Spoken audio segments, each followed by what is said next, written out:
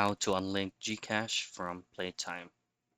Now in this quick video, I'm going to show you how you can remove Gcash as one of your payment method when playing the Playtime app.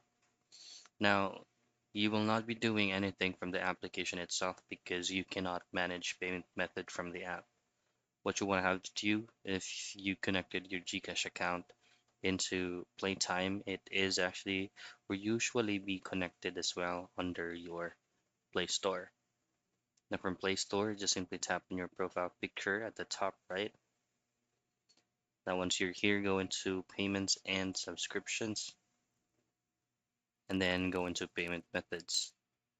Now for payment methods, all your specific payment methods that you set up into your Google Play account will actually show up here.